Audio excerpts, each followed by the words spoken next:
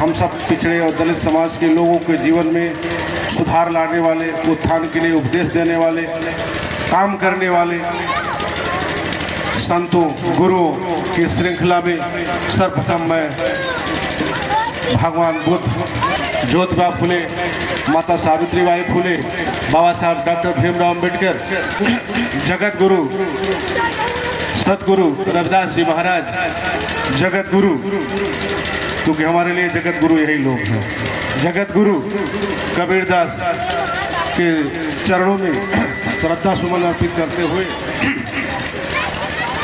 अपनी बात रखना चाहूँगा।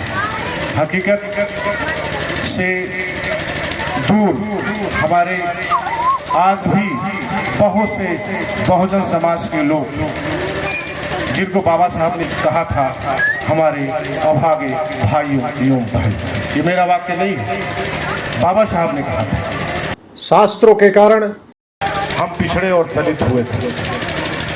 जाति व्यवस्था इस देश की कहां से निकल के आता कि ये बड़ व्यवस्था से आती है। बड़ व्यवस्था कहां से आती है? बड़ व्यवस्था हमारे धर्म की पुस्तकों से आती है और बड़ व्यवस्था के अनुसार समाज में जन्म से लेकर मृत्यु तक हमारे शोषण की व्यवस्था और सम्मान छीनने की व्यवस्था सबसे ज्यादा मनुस्मृति करती है, सबसे ज्यादा मनुस्मृति करती है। हमारे पैसे में, हमारे गेहूं चावल में, हमारे दिए गए दूध दही घी लाभ उठा लेते थे, लेकिन जब हम किसी के घर बनाते थे, मंदिर बनाते थे, फिर उसमें पता नहीं क्या क्या करके प्राण प्रतिष्ठा फूंक दी जाती थी। प्राण प्रतिष्ठा कार्यक्रम करके फिर उस दिन के बाद से हम प्रवेश नहीं पाते थे। इसका एक उदाहरण मैं दूंगा। 2 मार्च 1930 को याद करिए, बाबा साहब कालाराम मंदिर में जो महाराष्ट्र में पड़ता है, क्योंकि बाबा साहब तो अपने जीवन में बहुत दिनों से एक तरह का मानववाद को छोड़कर किसी भगवान भगवती में विश्वास नहीं करते थे। विदेश में पढ़े थे और उन्होंने ये अनुभव कर लिया था कि ये भगवान भगवती जितने लोग भी हैं, ये सब मिल करके हमको या हमारे वर्ग के लोगों का कंठी माला जपते जपते कितनी हजारों पीढ़ियां गुजर गई, कभी सम्मान नहीं दिला पाए, कभी शिक्षा नहीं दिला पाए, कभी अवसर नहीं दिला पाए। तो ये किस काम की? अगर होंगे भी तो किस काम की? इसलिए उनमें विश्वास नहीं करते थे, मानव समानता और मानवता में विश्वास करते थे। ऐसे थे हमारे बाबा साहब। लेकिन भारत की वो जनमानस जो उस समय थी, जो हमारे ही लोग बहुत ज्यादा कंठी माला में थे, भक्त थे, ऐसे भक्तों को तुरंत अपने उस कठोर सिद्धांत को बताना उचित नहीं समझा उन्होंने। तो बाबा साहब ने ये जरूरत उस समय समझा कि काला राम मंदिर, चूंकि वो मूर्ति काले रंग की थी इसलिए उसका नाम काला राम मंदिर रखा गया था। राम की मूर्ति थी, उसमें प्रवेश नहीं मिलता था। वो जो मंदिर बना होगा उसमें श्रम बहुजन समाज के लोगों ने किया होगा, वंचित तबके के लोगों, पिछड़ों समाज के लोगों ने किया होगा। पैसा कोई और लगाया हो, ये हो सकता है, लेकिन श्रम भी बड़ी पूंजी होती है। गरीबों की सबसे बड़ी पूंजी श्रम होती है और समय होता है। वह समय, श्रम और पसीना बहाकर पूंजी देने वाले कौन लोग रहे, लेकिन उनको उनमें प्रवेश का अवसर नहीं। कंठी भक्त थे, प्रवेश का अवसर नहीं, दर्शन करो दूर से। तो इसके लिए 2 मार्च 1930 को उन्होंने कालाराम मंदिर में दलितों का प्रवेश करा करके उस व्यवस्था को तोड़ा। स्वयं नहीं मानते थे, ये भी स्पष्ट करना चाहूंगा, लेकिन जो भाई बंद कंठी माला के साथ अपने जीवन को गुजारना, अपनी नियति को ये मान लेना कि पूर्व जन्म के कर्मों के हिसाब से मैं शूद्र बना हूं और तीनों वर्णों की सेवा करूंगा तो अगले जन्म में स्वर्ग या तो स्वर्ग मिलेगा या अगले जन्म में उच्च वर्ण में जन्म लूंगा, ऐसे लोगों को फिलहाल उन्होंने एक बाल बुद्धि समझ करके उनको प्रवेश दिलाया और स्वयं ही प्रवेश की। 20 मार्च 1927 की घटना याद करिए। महाराष्ट्र के ही एक चौदार तालाब था, नासिक जिले में पड़ता है। चौदार तालाब का पानी, उसको महान सत्याग्रह भी कहते हैं। पानी जिस तालाब और पोखर में आप लोग जानते हैं जानवर भी रहते हैं, मेढक भी रहते हैं, मछलियां भी और भी बहुत से जीव जंतु रहते हैं, वो भी उसमें पानी पीते हैं बाहर के। और आप लोग बुजुर्ग भाई, बुजुर्ग हमारे जो पिता तुल्य लोग हैं, उन लोगों ने अनुभव किया होगा कि हमारे समाज के लोग ये जो शूद्र वर्ग थे, इसमें भी उन्होंने दो विभाजन कर दिया था। एक का छुआ नहीं खाते थे और दूसरे का पकाया नहीं खाते थे। हमारी माँ बहनों के हाथ का पकाया या हमारे हाथ का पकाया नहीं खाते थे। पटेल समाज से, कुर्मी समाज से आता हूँ, चंद्रशेखर पटेल नाम है। हमारे घरों में बनाया हुआ खाना वो नहीं खाते थे, घरों पर टिकते थे, कान में गुरु मंत्र देते थे और हम लोग ज्ञान अज्ञान के अभाव में उन्हीं से मंत्र लेते थे, जो पैसे लेकर के, धन दौलत लेकर के, गेहूं चावल दाल आलू आदि लेकर के मंत्र देता था। वो हमारा छुआ नहीं खाता था, हमारा बनाया नहीं खाता था। तो अगर कहीं स्वर्ग होगा भी, जैसे एसी बोगी है ट्रेन की, तो जिसकी क्षमता होगी वो पहले वहीं चला जाएगा। तो अगर स्वर्ग कहीं होगा भी तो पहले बुकिंग उसी का हो जाएगा, आपको जाने नहीं देगा। ये भी जान लीजिए, पूरी तरह से कान खोल कर सुन लीजिए। जाने देगा क्या? आपका मंत्र, आपके भगवान का मंत्र, आप जिसको भजते हैं, आपके कान में देने वाला आपका छुआ नहीं खा सकता था, आपका पकाया नहीं खा। फर्क इतने था, शूद्र के दो कैटेगरी बनाया था, छूत अछूत।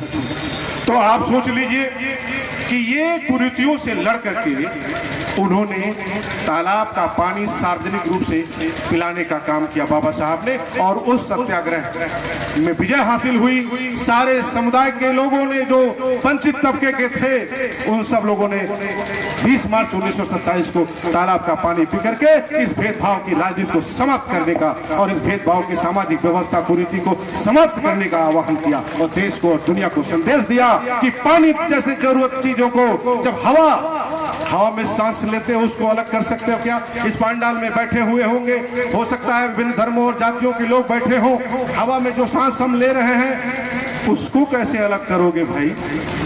क्या उसको अलग कर दोगे? तो पानी से क्यों अलग कर रहे हो? ये प्राकृतिक संसाधन है। पानी मना नहीं करती तुम मत पियो, हवा मना नहीं करता तुम सांस न लो, सूर्य मना नहीं करता कि तुम मेरे धूप में मत सेको, धूप मत लो, पृथ्वी मना नहीं करती कि तुम हमारी धरती पर कदम मत रखो। फिर मना करने वाले बिचौलिए कौन होते हैं? उन लोगों ने मानवता का हनन किया और मानवता को दिलाने के लिए हमारे बाबा साहब डॉक्टर भीमराव अम्बेडकर का पूरी दुनिया में लोहा माना जाता है कि भारत के रास्ते दुनिया में संदेश गया कि मानवता ही सबसे बड़ी धर्म है, बाकी सब पाखंड है। जब मानवता न हो तो पाखंड किस काम का? मानवता ना हो, पाखंड किस काम का है? वो ईश्वर कौन है जिसने कभी दया नहीं दिखाई उन अछूतों पर, उन दलित पिछड़ों पर कि भाई तुम्हें बेसिक यशस्वी नहीं, क्योंकि उनके रहते हुए हमारे लोगों को विद्यालय में एडमिशन नहीं होता था, शिक्षा का कोई अधिकार नहीं था।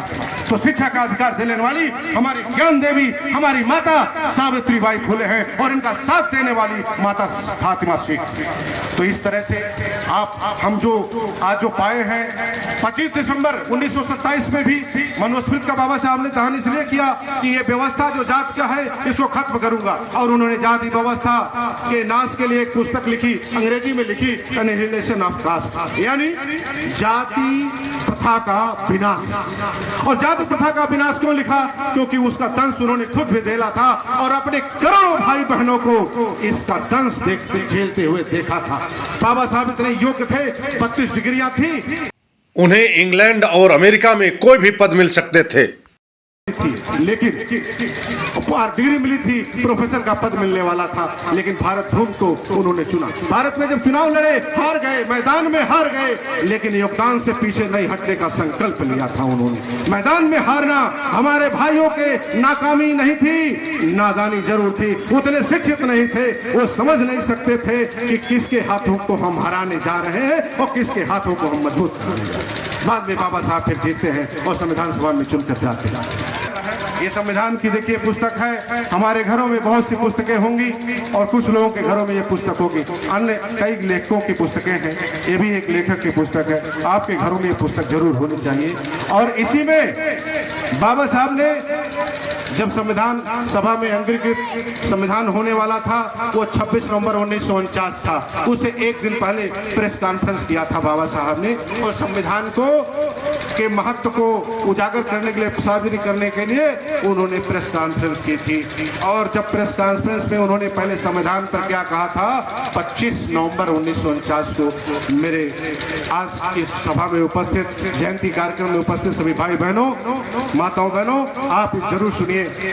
संविधान चाहे कितना ही अच्छा क्यों न हो, यदि उसे लागू करने वाले लोग अच्छे नहीं होंगे तो संविधान जरूर बुरा साबित होगा, और यदि लागू करने वाले लोग अच्छे होंगे तो संविधान हितकारी साबित होगा। ये बाबा साहब की आशंका थी। 25 नवंबर 1949 को संविधान सभा के बाहर निकलकर प्रेस कॉन्फ्रेंस उन्होंने जानबूझ के कराया था, ये बताने के लिए कि ये मेरे भाइयों एवं बहनों, आपके अभागे होने का रास्ता मैं बंद कर दिया हूं। अब आपको भाग्यशाली, आपको कर्म के हर क्षेत्र में उतरने का अवसर देने जा रहा हूं। यह है संविधान आपकी, और इसलिए प्रेस कॉन्फ्रेंस किया था। आपको सामाजिक, आर्थिक और राजनीतिक न्याय, सब न्याय मिलेगा। ये पुस्तक हम लोगों ने लिखी है संविधान सभा में, और संविधान सभा से मंजूरी मिली है, और मैंने दिन रात 2 वर्ष 11 माह 18 दिन अथक परिश्रम करके इसको तैयार किया है। ये आपके हाथ में होना चाहिए। आज तक हमारे घरों के 20% से अधिक लोगों के हाथ में, और उनके घरों में ये पुस्तक नहीं पहुंच पाई है। दोस्तों, ये कितनी विडंबना की बात है।